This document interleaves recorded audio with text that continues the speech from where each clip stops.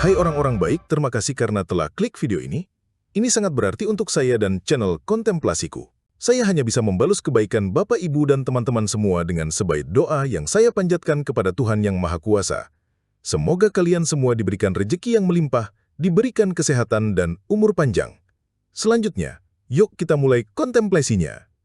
Di masa lalu, kehidupan manusia dan hewan hampir setara. Manusia belum mampu mengendalikan ekosistem alam seperti sekarang. Dan seringkali, hewan liar justru mendominasi rantai makanan sebagai predator puncak. Ini adalah zaman ketika yang terkuat selalu menang. Manusia harus selalu waspada terhadap ancaman hewan liar, karena mereka hanyalah bagian kecil dari ekosistem yang ganas. Untuk bertahan hidup, mereka berburu, namun tak jarang justru menjadi buruan makhluk yang lebih kuat. Cuaca yang sangat dingin di berbagai belahan dunia menambah beban. Saat musim dingin tiba, mereka terpaksa bermigrasi ke wilayah lain agar tidak mati membeku. Berjalan kaki tanpa tujuan jelas, dengan resiko diserang hewan liar sepanjang perjalanan. Ancaman tidak hanya datang dari alam. Manusia di masa itu masih sangat primitif, saling membunuh demi makanan, pakaian, atau bahkan pasangan dan anak. Luka sekecil goresan atau tusukan bisa berakibat fatal karena tidak adanya sistem pengobatan yang memadai. Begitu pula dengan wanita yang melahirkan. Kematian menjadi hal biasa, tak berbeda dengan kematian hewan atau tumbuhan yang terjadi setiap hari. Setiap individu bertanggung jawab atas nyawanya sendiri.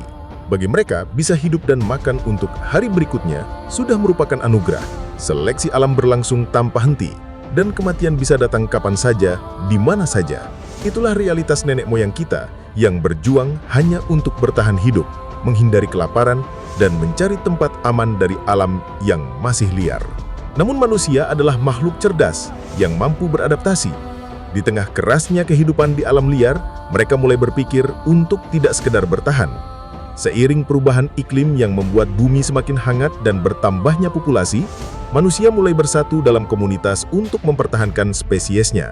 Mereka belajar bercocok tanam dan beternak, agar tidak lagi harus berhadapan dengan hewan liar setiap hari hanya untuk makan. Mereka juga tidak lagi harus berpindah tempat demi menghindari cuaca dingin atau mengikuti migrasi hewan buruan. Kebutuhan dasar seperti makanan, tempat tinggal, dan pakaian mulai terpenuhi dengan lebih baik, menandai kemajuan peradaban.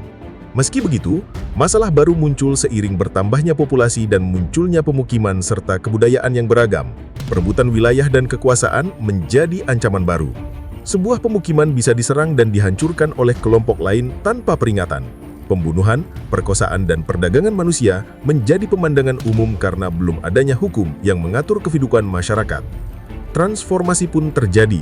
Dari komunitas kecil, manusia membentuk desa, kota, hingga kekaisaran. Hukum dan strata sosial mulai diciptakan untuk mengatur kehidupan ribuan orang.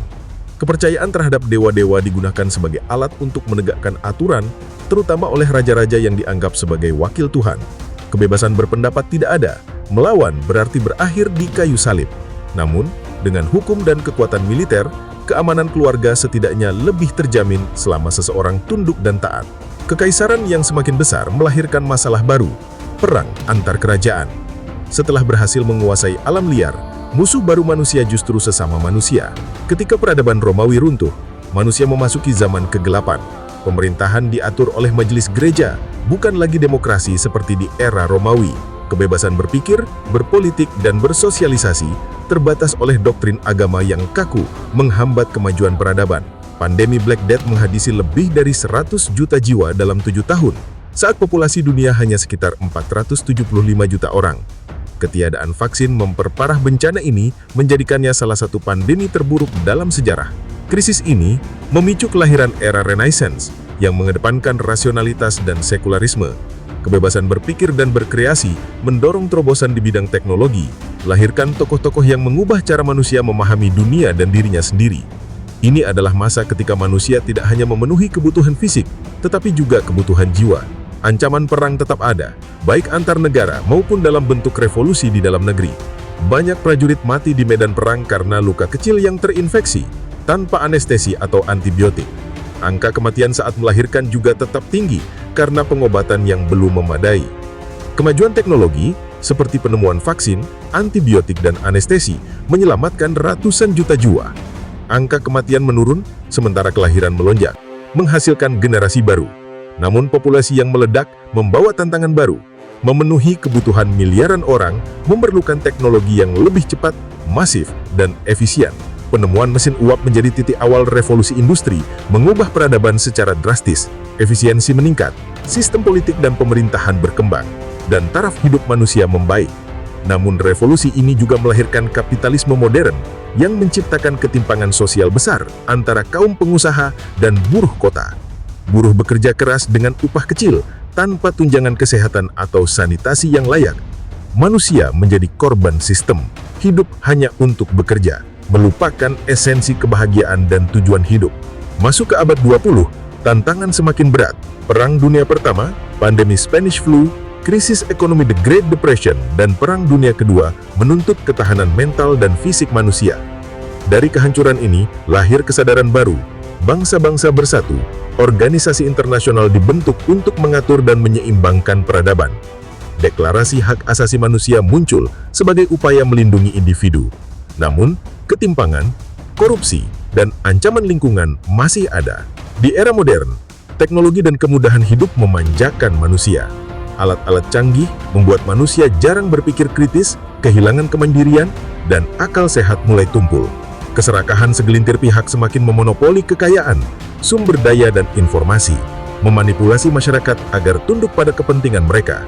Sejarah, tradisi, dan nilai-nilai yang membentuk peradaban mulai terlupakan. Pertanyaannya kini muncul, di zaman modern, adakah pemikir yang setara dengan Aristoteles, Socrates, Plato, atau Spinoza? Adakah suara yang mampu menembus arus informasi massal, tetap konsisten, dan diterima sebagai pegangan bagi banyak orang? Bahkan lebih radikal, adakah nabi atau figur yang mampu memberikan petunjuk moral dan intelektual, sementara fakta sejarah dan arkeologi semakin terbuka menelanjangi banyak klaim masa lalu? Manusia modern hidup dalam kenyamanan yang memanjakan, tergantung pada alat dan teknologi canggih.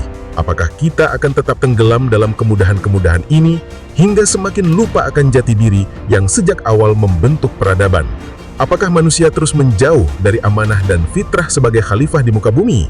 Menjadi manusia yang kehilangan kesadaran diri, yang rela diperlakukan seperti hewan, digiring oleh ambisi penggembala egois yang jauh dari kemanusiaan, moral, dan empati?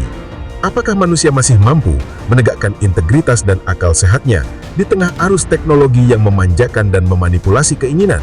Apakah generasi kini bisa berpikir kritis, mengendalikan nafsu, dan menjaga keseimbangan antara kebutuhan duniawi dan tujuan spiritual, atau akan terus hanyut dalam kenyamanan yang menipu? Apakah kita mampu mengenali siapa pemimpin, figur moral, atau pemikir yang sungguh membimbing, bukan sekedar menguasai dan memanfaatkan manusia demi ambisi pribadi? Akhir kata, jika Bapak, Ibu, dan teman-teman merasa kontemplasi ini bermanfaat, silahkan tinggalkan komentar dan bagikan video ini dengan cara yang elegan dan halus kepada orang-orang terdekat. Semoga kita semua senantiasa terinspirasi dan hingga pertemuan berikutnya, tetap menjaga kesadaran dan kebijaksanaan dalam setiap langkah kita.